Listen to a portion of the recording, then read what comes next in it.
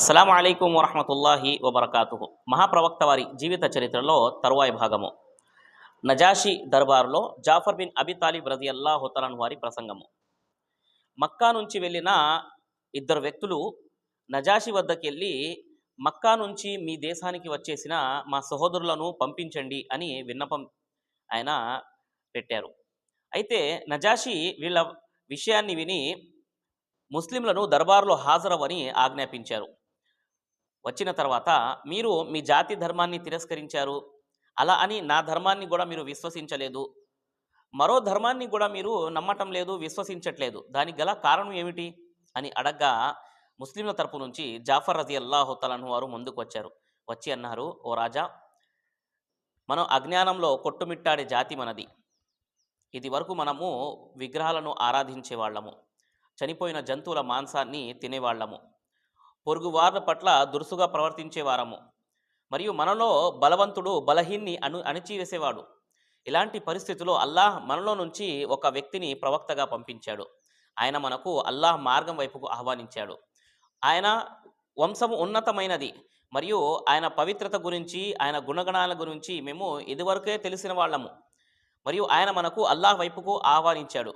మరియు సదా సత్యమే పలకాలని, మరియు ఒకే దైవాన్ని విశ్వసించి ఆయన్నే ఆరాధించాలి, మరియు ఆయనను కాకుండా ఇతర ఏ రాయి రెప్పలను మేము మా తాత ముత్తాతలను పూజించుకుంటూ వచ్చామో దాన్ని విడనాడాలని ఆయన ఆజ్ఞాపించారు. మరియు పొరుగువారి పట్ల మంచితనంగా ప్రవర్తించాలని, మరియు వాళ్ళ హక్కులను మనము చెల్లించాలని, మరియు అదేవిధంగా రక్తపాతం నుంచి మరి వ్యభిచారం నుంచి దూరంగా ఉండాలని ఆయన మనకు ఆజ్ఞాపించారు. మేము ఆ ప్రవక్తను విశ్వసించాము, ఆయన మాటను మేము నమ్మాము. దీని ప్రకారంగా మా జాతి వాళ్ళు మనపై ఉగ్ర రూపాన్ని దాల్చారు, మనపై దౌర్జన్యానికి పాల్పట్టారు, మరియు కొట్టారు, తిట్టారు, మరియు హింసించారు. దీన్ని మనం భరించలేక ప్రవక్త సల్లల్లాహు అలైహి వసల్లం వారిని విన్నపించుకుంటే ఆయన మీ మంచితనాన్ని గురించి ప్రస్తావించారు, మరియు మీ దేశం వైపుకు మనకు పంపించారు. మేము మిమ్మల్ని నమ్మాము, మరియు మీ దేశంలో వచ్చిన తర్వాత మనకు శాంతి లభించింది. మనం ఇక్కడ వచ్చిన తర్వాత మనపై ఎటువంటి దౌర్జన్యం జరగదు అని మేము భావిస్తున్నాము అని జాఫర్ రజియల్లాహు తఆలా వారు విన్నవించుకున్నారు.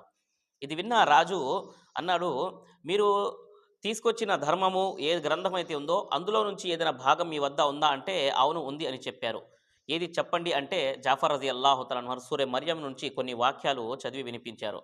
విన్న అక్కడ ఉన్న దర్బారులో క్రైస్తవ పండితులందరూ కూడా ఏడవటం మొదలుపెట్టారు. మరియు రాజు వచ్చేసి అన్నాడు, ఇది మీరు చెప్పిన గ్రంథము మరియు ఇంతకుముందు ప్రవక్త ఈసా వారు తీసుకొచ్చిన గ్రంథము రెండు కూడా ఒకే జ్యోతి నుంచి వెలువడిన కాంతులు అని చెప్పి, ఆ మక్కా నుంచి వచ్చిన ఇద్దరు వ్యక్తులను ఇక్కడున్న ఈ సహోదరులను మీతో పాటు పంపించడం అనేది కుదరదు, మీరు ఇక్కడ నుంచి వెళ్ళిపోండి అని